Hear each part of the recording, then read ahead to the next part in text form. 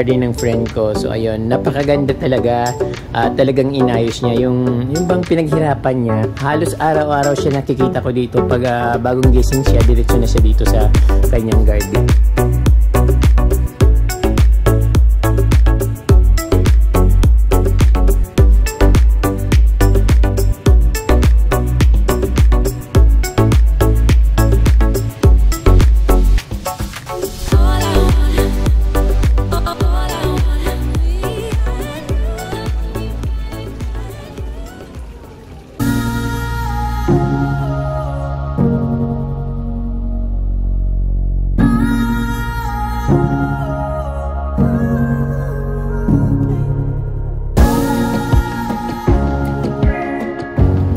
Hello mga ka-From D, magandang araw po sa inyong lahat. Nandito po ako sa bahay ng kaibigan ko dito sa Veterans Village dito sa Quezon City. At syempre ipapakita ko sa inyo yung mga halaman ng kaibigan ko, yung napakaganda niyang garden at sobrang effort niya po para mapaganda ang kanyang garden. So ito nga, talaga naman napakaganda na, para kang nasa Florida, USA yung kanyang garden. So before anything else mga ka-From D, don't forget to subscribe in my YouTube channel.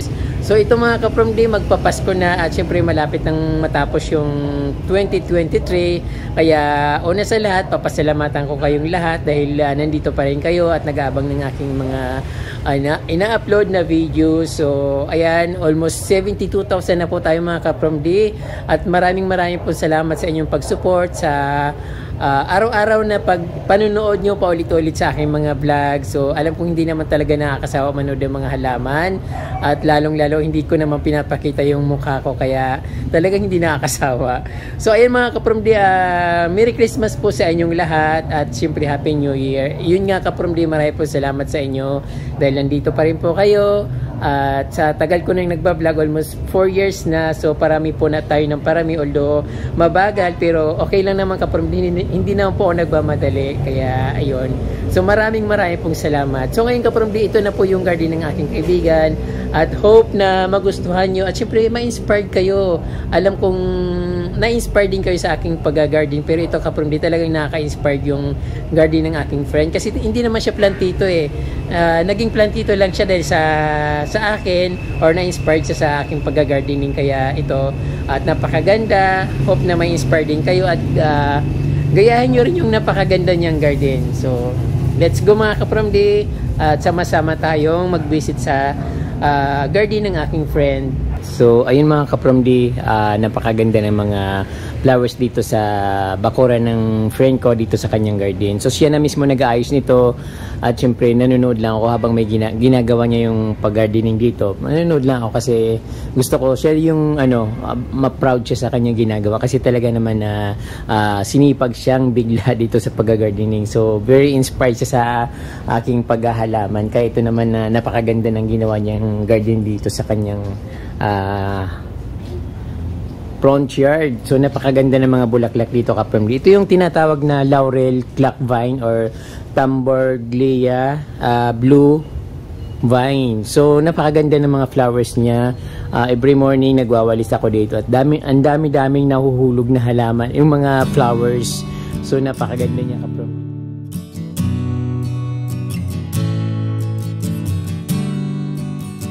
So, ini-imagine ko na kung sana lahat yung itong mga mga sanga-sanga ay punong-puno ng bulaklak. Mas magandang tingnan. Kaya lang bawat araw nahuhulog siya, kaya ang haba-haba niya na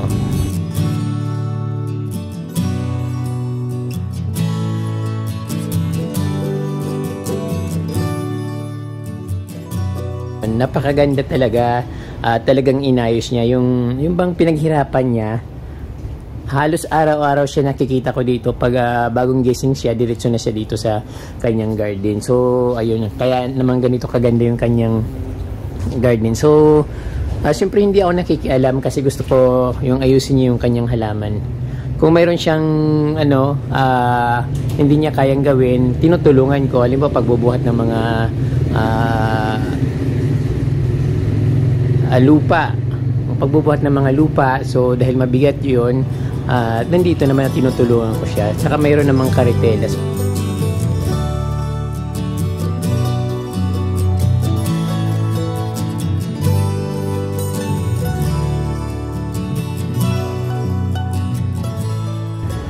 Ito mga kapramdi, napakaganda ng kanilang ferns, sa bird nest ferns. So katulad nito nung ferns ko sa Bicol, kaya lang ito matagal na ito. Dito rin yun ang galing eh. Parang nagdala akong isang puno tapos yun napakatagal lumaki. Pero mas maganda siya dito kahit na mainit dito sa Manila. Maganda yung pagkatubo niya.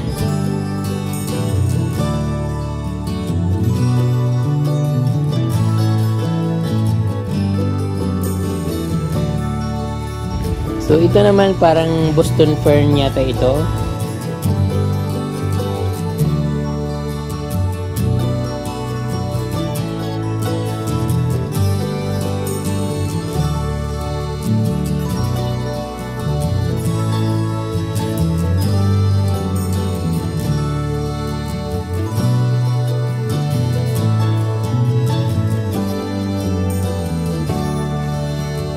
So dito naman pinuno niya ng mga ano dito. Bumili siya ng Anastasia na halaman tapos pinagpuputol niya at itinanim niya dito sa paligid ng kanyang front yard garden. So kasi ang halaman dito kapromdi kulay green lahat. Kahit anong halaman na itanim nila dito nagiging kulay green yung mga dahon. Sabi ko yung ano na try niya yung medyo may kulay katulad ng picara plant kasi yung dahon niya pumuputi, gustong-gusto niya sa mainit katulad dito sa Manila. Din mayroon din siyang ito Anastasia na halaman, punong-puno na siya.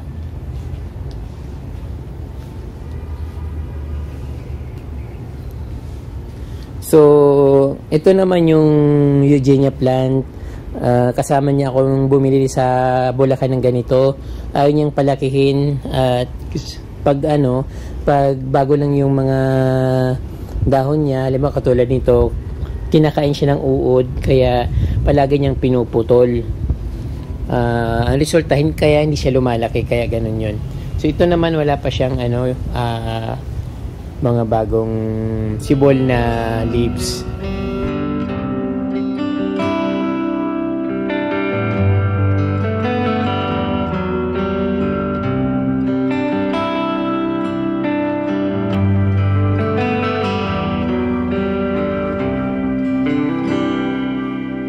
Kung dati parang walang halaman dyan, ngayon ayun nun, nakikita nyo na punong-puno. Tapos yung grass niya napakaganda at alagang-alaga talaga.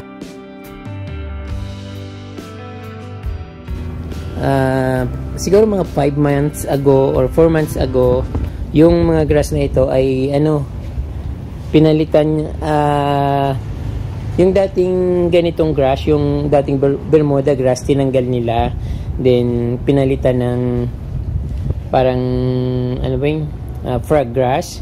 Then hindi siya gumanda kaya ibinalik nila ulit yung Bermuda grass dito. So yung tinanim ito pa isa-isa lang, kumbaga parang pinuputol-putol lang, parang 1 inch yung ganun. At ayun, naparami ulit nila at ayun, maganda na ulit. So, ayun yung friend ko lang gumawa ng yung landscape. Hindi ako tumutulong, nanonood lang ako.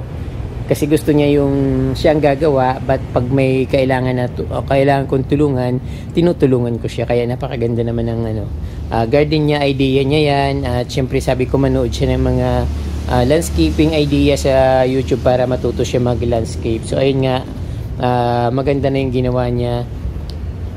Ayan, medyo napupuno na naman ng halaman kasi parang ang tawag doon, sobrang dami niyang halaman na binibili. Sabi ko wag nang bumili masyadong halaman kasi mas maganda yung medyo may space, hindi puro halaman, dapat konting may something landscape, mga ganito, yung mga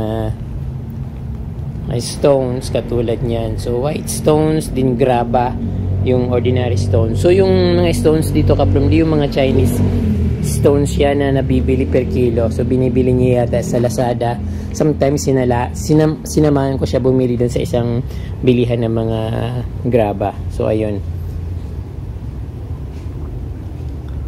Meron siya ditong forget-me-not, punong-puno ng bulaklak. Niripat namin siya dito sa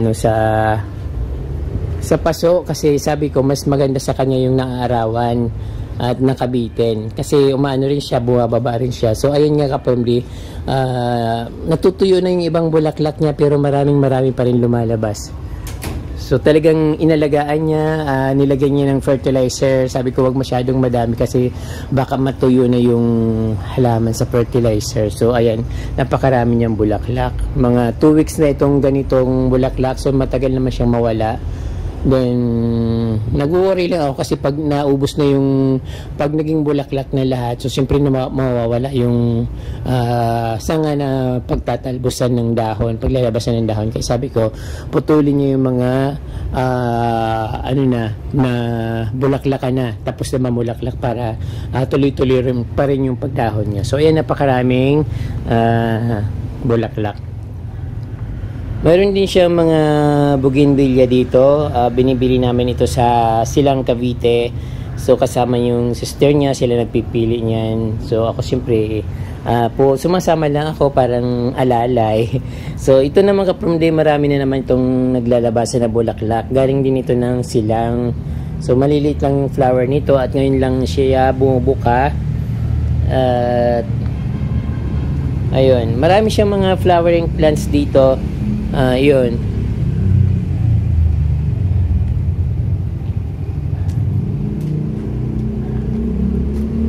Meron din siyang gumamila na kulay parang something na nagbablock na pink, parang old style na kulay, parang ganon.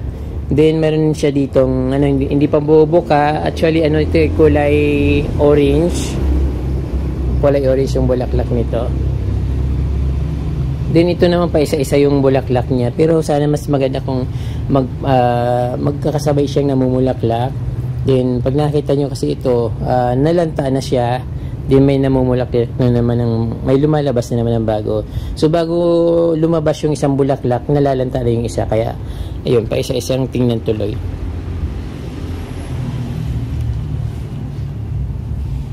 Meron siyang gumamila dito ka-PROMD na maliliit yung bulaklak niya.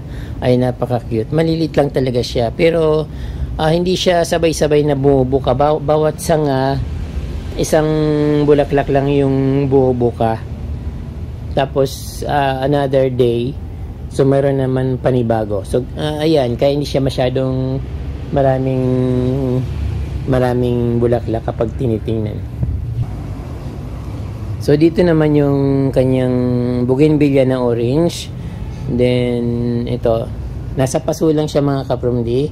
At sabi ko sa kanya kapag itinanim niya sa direct soil, madali siyang lumaki. At syempre tataas ng tataas. So hindi siya magandang pang decor. So ito naman ka-PROMD yung yung white bougainvillea. Matagal na yung bulaklak na ito, siguro mga 3 weeks na ito, hindi naman siya nahuhulog. So pero yung napapansin ko, unti-unti na siyang nawawala. So maganda pa rin siyang tingnan.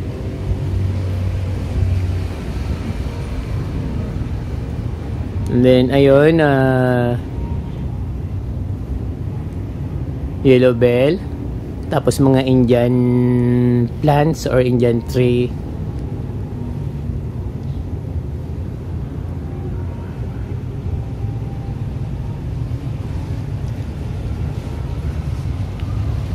Mayroon din silang croton. Hindi niya na ito, hindi mapakali itong croton na to kung saan niya nilalagay kasi nalalanta siya mga ka-PROMD. So ngayon nilagay niya naman ulit sa paso. Ayan, at gumanda na yung niya, may malalaking dahon na siya. Dati parang palagi siyang lanta. So ayan, nami-maintain niya kasi dinidiligan niya madalas.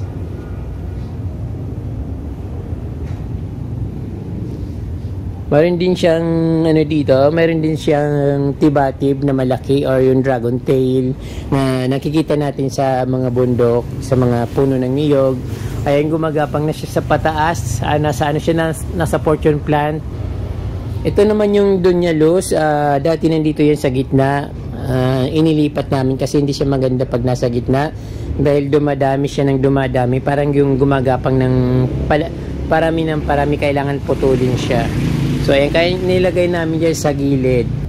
And ito naman, Kapremdi Enjoy Putos. So, napakadaling alagaan nito. Ayaw nyo ng maraming water, hayaan nyo lang siya. At least, once a week mo siya didiligan. Dito nga sa Manila, okay lang, oh. Hindi masyadong didiligan at syempre mainit dito. Kaya, ayun, mas gusto niya rin na nakaano siya, nakahang. So, ayan, mayroon ng kulay ang kanyang garden. Hindi na kulay green ng lahat. Kung yung mga crotons nagiging kulay green yung dahon pag nandito. So sabi ko yung ano naman ilagay niya yung kulay white.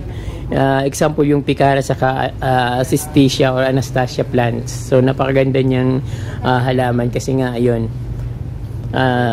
Naiiba yung kulay niya.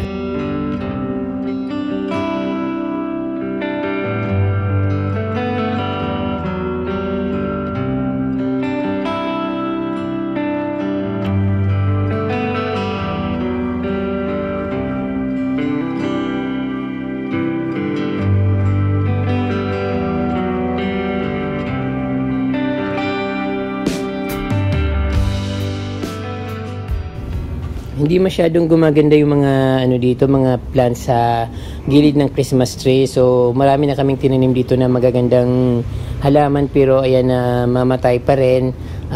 Yung plant na to is Thorina plant. So iba't ibang kulay niya. Mayroon siyang purple, mayroon siyang kulay peach, saka mayroon din kulay white.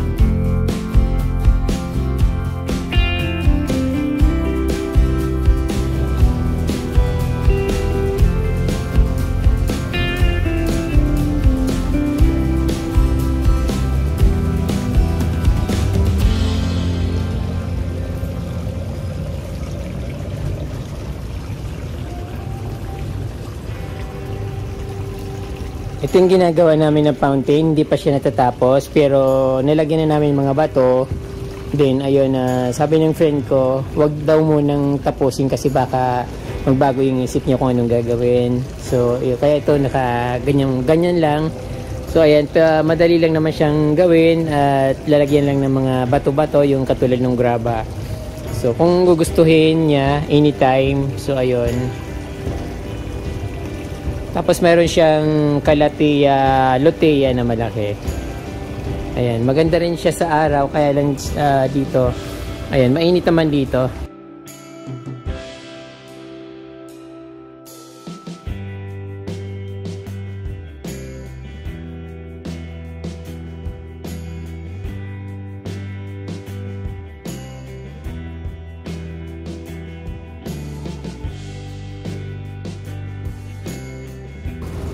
So ayun, halos araw-araw niya ginagawa ito, bago-bago yung style. So hindi siya na comfortably sa ginagawa niya, tapos babaguhin niya ulit. At kaya ito, tatlo yung fountain na ginawa niya. So ayan, parang nag-experiment ba. Maganda rin naman yung dating kasi very nature yung pag pinakiramdaman mo yung tunog ng water, very nature siya. Ayan, maganda siya. Ayun.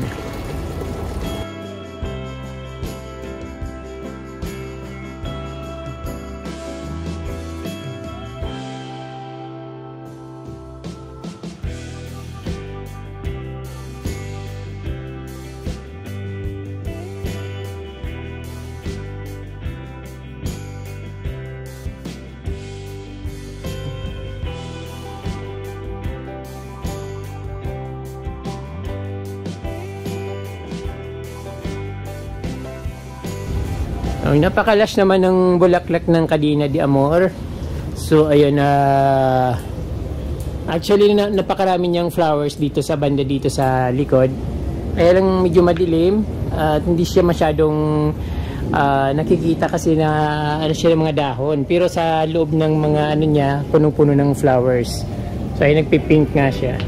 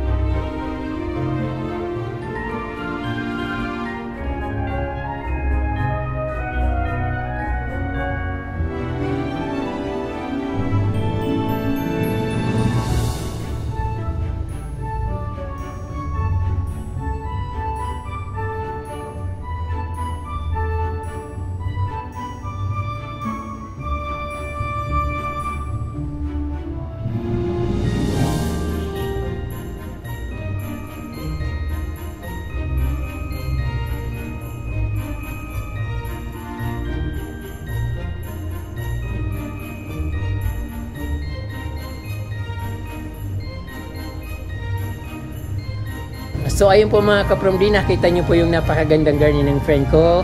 Ang tataba ng mga halaman, nakita nyo yan. So kailan lang siya nagsimula ng mag-gardening. Pero madalas siyang manood ng aking mga gardening activities. Kaya ito, na-inspired siya masyado. Kaya nakita nyo naman yung napakaganda niyang mga halaman, ang tataba. At hindi ko nga rin akalain na magiging ganito yung garden niya. At Merry Christmas po sa inyong lahat. At maraming pong salamat sa walang sawang panonood ng aking vlog. Maraming pong salamat at Diyos mabalos. Muchas gracias.